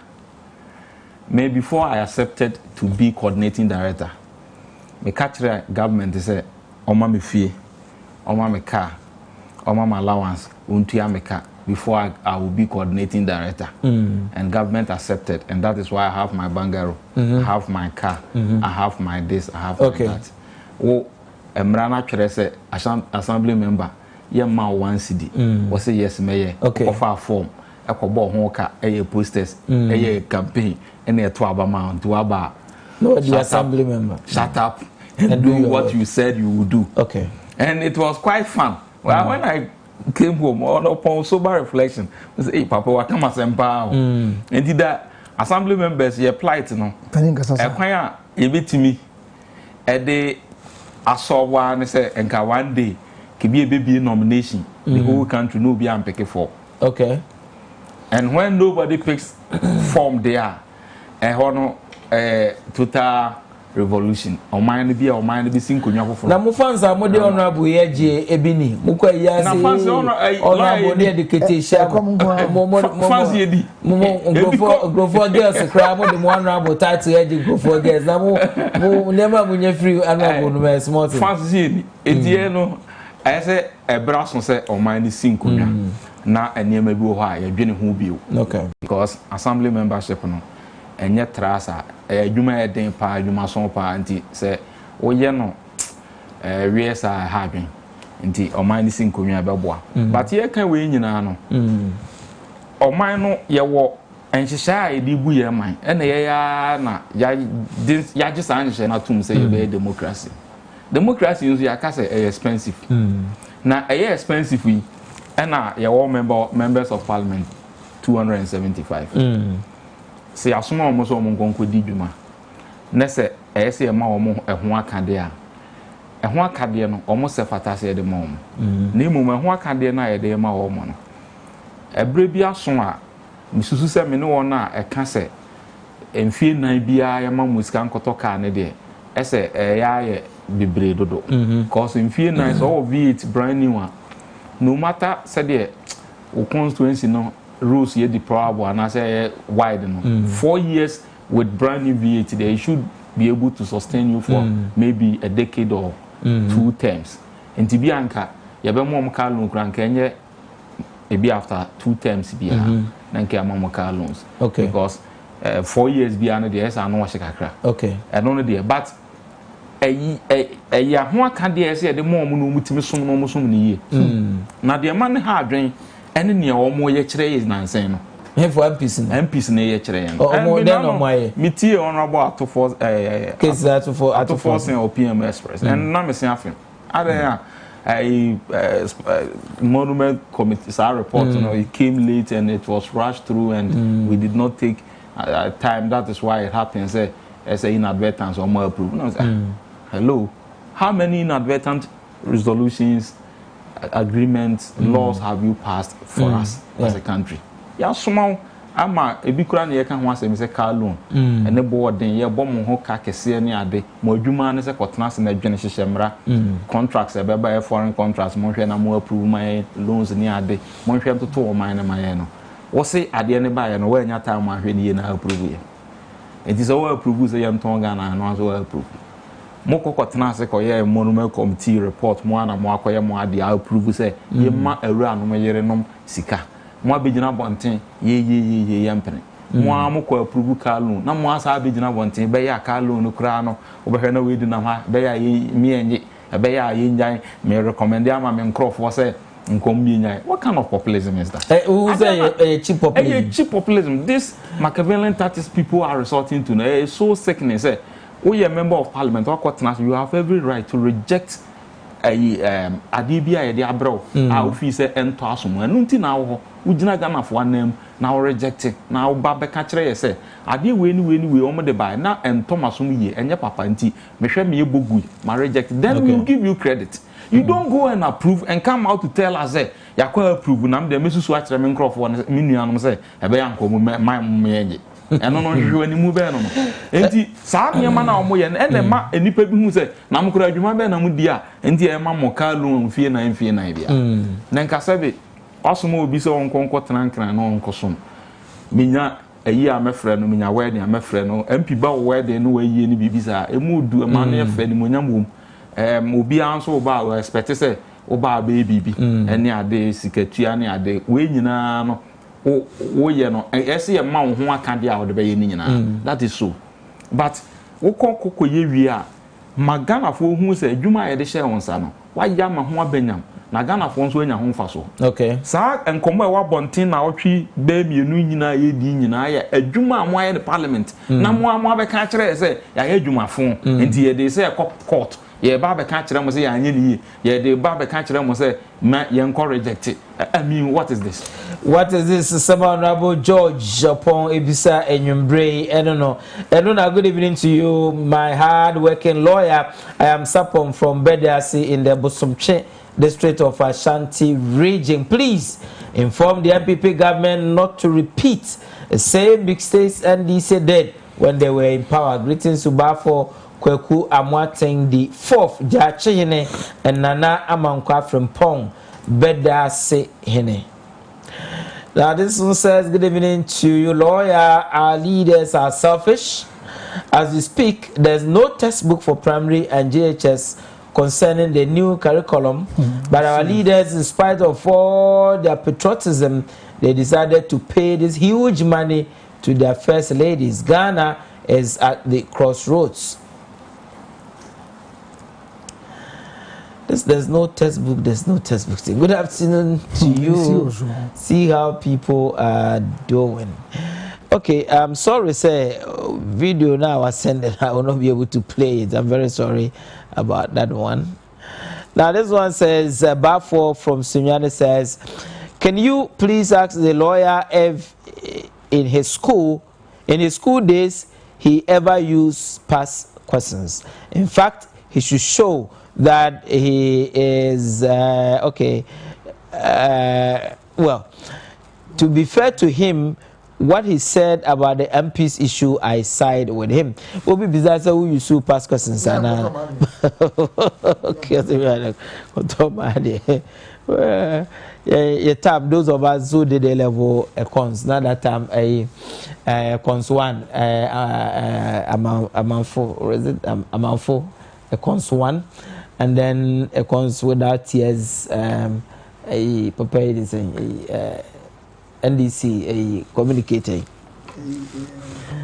Wallace, yes, I also did a level accounting and Nyakum, not sure accounting was very good. Those people were using this marking scheme, chief examiner, they were examiners themselves, so you could see say normal organized classes and normal organized classes and I'm for because that time. But then I say, the government is doing whatever it can to help them. Say they will get the exposure and pass well. Let's hope say it translates into nurses and teachers are all ones. They haven't paid when they were in school. The teachers will give us past questions papers. Learn. Yeah, okay, there is no country they pay allowance to their spouses except Ghana. 4 years, imagine the salary they get. So why can't they use their money to buy their own car? Okay. Plenty messages coming in here. Okay. I will try and manage and I'll quickly come to you. The truth is that apart from Prof. J.E.A. Mills, all the presidents we have ever had in Ghana had this mindset about the teaching profession, but we're not bold enough to say it. It has taken Nana Akufo-Addo to say it to our face. That's why we've been suffering and pushing for salary increment, conditions of service, etc., but results futile. Teachers must wake up and wear the advice boots. We must find a better job. Let me take you back a little and quote from the words of John Mahama when he was the president. He said, I was once a teacher until I found a better job and stopped teaching. This means they know that the conditions of service for teachers is nothing to ride home a bout. Now back to the NADO. There's the president who is strongly working on free education and needs the help of teachers to fulfill his vision. He made this statement. His statement sounded like teachers are slaves and being used by the country. Hey, Asemo. Well, this is coming from JB. Okay, that's your opinion. But, well, JB, me, I am also a teacher. But I think, say, there's nowhere in the world where Ubibaka Cho say, teaching can make you a millionaire. I don't know of any country where when you teach you can become a millionaire. Only omoye software, omoye business people, no omoye way let me be a millionaires. So if Nanado says teaching won't make you a millionaire, to be fair to him, I don't think that he was saying something. But they be said no can the teacher say nyanyi who so be it. But no credit that whole pa say so be child as a teacher na. I buy the chair or can pay $1,000,000. I've not seen that anywhere. Not even teacher. A salary worker. Let's face it. I mean, a doctor, a lawyer. Once you're paid by the state, salary is salary. How can a salary person become $1,000,000? Teachers are aggrieved, but this one part, dear, my people. This one part, dear. No, but say, who can say? I buy me also, or your mama sits in a bar. The mama says some way here. Obian gas of millionaire. You are not saying some person than say. Oh, now have a career as any. I didn't know. Obian gas of millionaire. Among okay. Okay, so this one says President Akufo-Addo served the country using his own car when he was a member of parliament. So I disagree with the government granting MPs loans for their cars. What happened to the old cars? They are there to serve and not we to serve them. Fee, apam. Sends us this one. I know some ministers are, like Minister of Finance and other people, they are using their own vehicles and not using the state vehicle. Well, you know, Biana, Boris Johnson, all quite your bicycles, so they be out in that way. Try that here and see. Try that here and see. It is the parliament that approved their own car loans and give to government to procure for them. So why are they making it as if the government don't know? No, but the parliamentary service in collaboration with Abano and ASRD. But the approval will have to come from parliament. Parliament, yes. Only one piece. No one knows one. 137. You can influence them. Say 137. You can influence them. The more rejected. Another one. Okay, so when your government in waiting, one who's a government insensitive, no, Momuko approve you, but now one time I can't say, I say, what shall I say? When it's in government as a minimum call for the Mokama to my president, Mingan business, I know MPs. One MPs. New MPs, no, may I pity new MPs. MPs no more about for fra. If you are, in fact, who cow when you saw ask him. We will be I be or a campaign. Na ebia ne brother bi ka no isu ana say ne godfather bi ka na say ebia obi kra na ama ne ka bia na anka obi ka no dey campaign why when as MP ono anka sa ni ka a newcomer how do you expect them to go promise sika kese no mutu sika gu ye no na ko he was funded by somebody na ka sa funded ka betu to so animal promise kese no dey be we politics mo no e ho na some anyway but yeah facts ni ye na. Okay, so the last issue this evening, a legal issue. So, let me remember the tougher. Now, remember my panel members for a discussion on this issue. Now, as someone said, a client to a lawyer, client, you know, or JDOM. Obrenu Kosiata the sis. Eno no akoye a petition. Etiane lawyer, one of the lawyers, lawyer Akosia Frifa, say oje ne $100,000. A free lawyer no. Okay. Ena watro the petition. I call General Legal Counsel. Now, General Legal Counsel and Susaka letter na. But I say petition no, I will bore a tree at the bread lawyer cause see a free fano. Or no so a yina no at the Coma General Legal Counsel no. And an anu yim no, or no so a cultural womb say.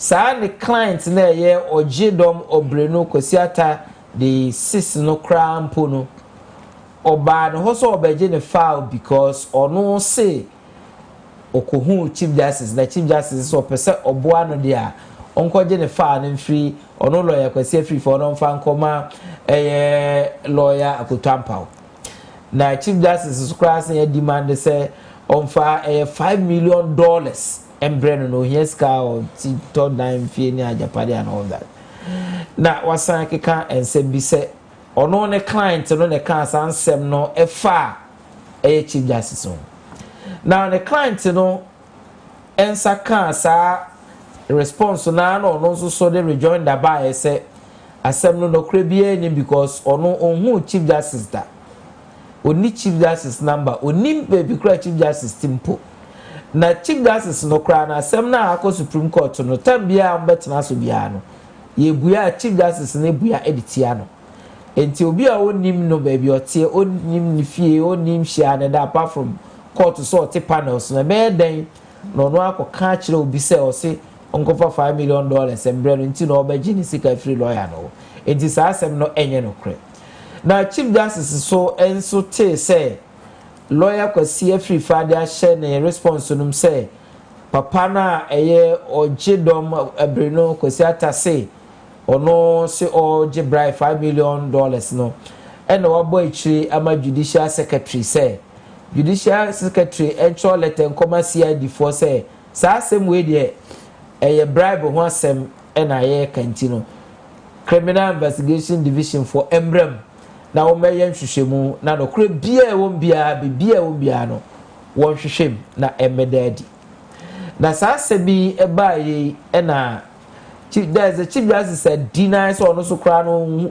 sa ogidom obrenu kwasi atawe no apart from so court onim so ye obi a ode asema bedom supreme court no onhia na baby ada one no nkasa baby ada na wabisan once dim poda one no ni sa bibi atisa asemi ba ye say don keti o general secretary for the NDC akase so mo ye nhwehwemu dia e de be ya chief justice and step aside and on twe ne ho ensi nchen e che say so no wo ho a e ma nhwehwemu no enkoye lawyer sosu Zabia so Francis so that to say you cannot be a judge in your own cause in the chief justice aside them other people have say oh na criminal allegation criminal investigation na CID hwehwem the then work as a chief justice ebe wo influence in non step aside and all that too pedestrian and an issue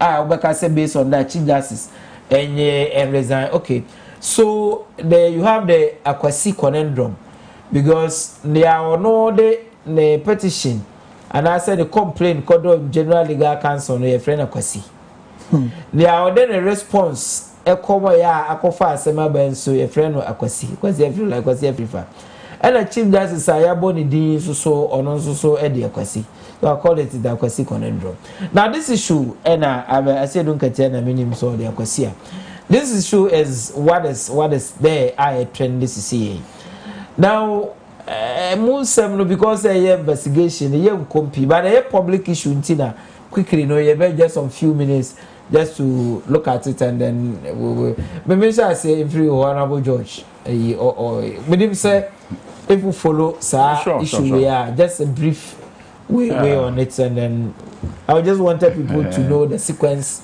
of events chronology of events Abba measure say free baby oka see din ketiane lawyers Xavier so ka say on si fem for what the say we penny na sebio biaba allegation bia ya kan ya na wasi fem na den no I judge in his own course in this matter well asem no ade saying say ono na ebetena so adi anase say and even when so can to the extent so your chief justice a general legal counsel on a chair person into no and on step aside or step aside, or recusing who from sitting on the disciplinary committee or stepping aside as CJ as chief justice. That's why I say don't get there. I say well, how I don't get there. I mean, so on recusing who from sitting on the disciplinary committee of the General Legal Council. Then I agree with that. Legitimate. That's legitimate call. But to step aside as CJ, how? But if it is the respect of this bribery allegation specifically to the CID, now the Chief Justice has no hand not in at the all. investigation. Not at all. Too remote. And then the CID and the Juma CJ the offer home. But when it comes to General Legal Council, where on where member no, and they be our worker say, on see on recuse no more international be a brave ideas, and now which I firmly believe that CJ will not sit on this matter when it comes to why. Okay. Now. And also in CCJ who can on administrative duty or crime baby so because the BSc in most of the Supreme Court cases are and only Supreme Court CJ no problem.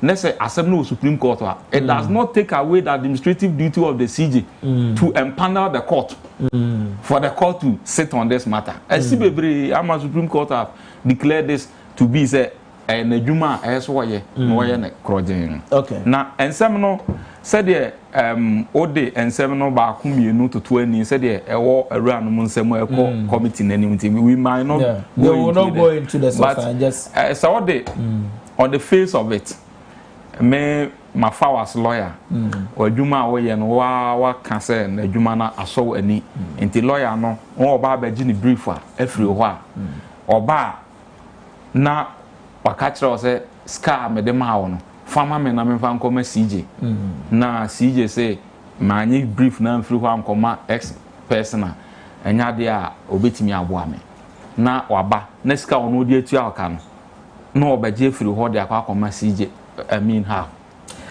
someone who is an I remember how them say I mean like the chronology and sequence of events so in some the ina ni ho di no so that we can do come but yeah, one say assembly crowd let us see now you address it to legal council general legal council na about what you are so how do you buy on this the issue of legal consent and charging with the Canadian you want to say my receipts and the records for na ushe a call on the chief justice to step aside here if I don't know as more legitimate concern because the General Legal Council is sitting in the head. And the disciplinary committee, no, Legal Council no really pass on the disciplinary committee. See the head. It's a CJ dear remedy now also can apply the committee so on constitution. I say someone no movie or influence. In fact, what I it is a cost or someone was on step aside. No, so yeah, George, it is on stepping aside and now recusing him from sitting as a chairperson on the committee. I'm also on step aside because clearly no on one person to go to that committee so. No, so recusing him I say he's not there. No, if he's holding the office there, the influence as chairman I say oh almost the people from committee and sitting on the case. Now, how can be a part of the Chief Justice resign based on this allegation? Is there allegation more investigation to unravel the veracity, based on that, not based on the facts. If committee, disciplinary committee, and I said the General Legal Council, no better trust, no better recusing one. On stepping aside. So step aside, and now Unyagman. And stepping aside in the course of the hearing the matter on there. So far as or the chairman of the General Legal Council, as the General Legal Council national, ni people say, "Mama, you must have committee. Mon quoi transformation." Any person in the issue, I was seven movie. So, what's the pay aside that then it means an administrative duty as a CJ to even empanel people to sit on, I don't know, on place our function no be, and to some baby answer. So the person there, and this the entire judicial service not a good. So that the emergency make me to come mama and never to talk. That's very interesting. Now you to me really as some a wood pa as some the one we do. Let the other the latest he say Omo dey 29 July. Just the report so eba no. Ombasa transfer. No, I've read my kind all the my kind complain my reading rejoinder na my really detailed response are Oman the lawyers. Anyway, well, let's we nobody will make any and another so kasapa interviews are granted anyway in somehow. Let's see how it'll go. But for now, no, Chief Justice are making categorical denial. Sana Papa no so I'm making categorical denial. Let's see how issue no ebe koso ewo paying for any. Good evening to you, lawyer. Please, we the teachers are not expectant salary to make mockery of us. Even the wife doesn't have appointment letter from the state wants to receive salary. The Adan say so. Hey, my people, my teachers. Mrs. Aka, Mrs. Nadu Mills, Mrs. Rollins, Mrs. and Mr. Atta deserve the said allowances because their spouses are dead. But Mrs. Lordina Mahama has to refund the money because her husband, His Excellency JDM, is still alive and can take care of his wife. Fifi from my pump sends this up. But you see, Fifi is all course our tangent now. Of course our tangent now. Because Obi Kuna Freeman said the estate to her.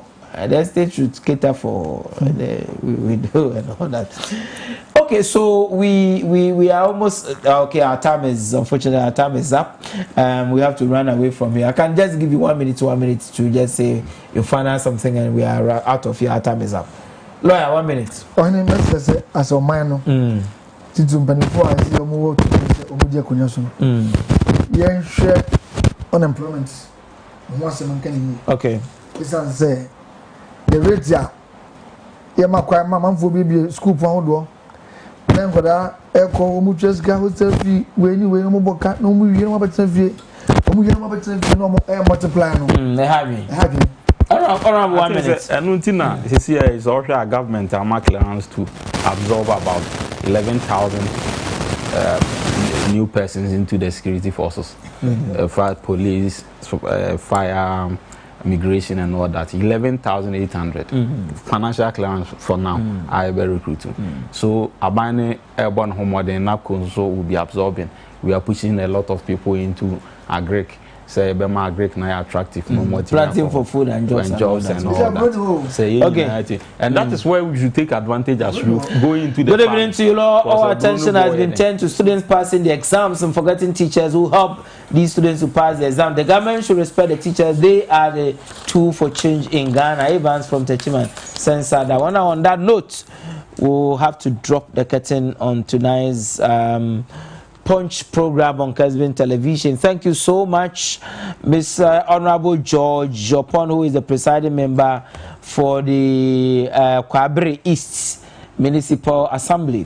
Thank you so much, lawyer Safuduko, who is a private legal practitioner and who was the parliamentary candidate for the NDC in Efida East. Okay, in the media past elections.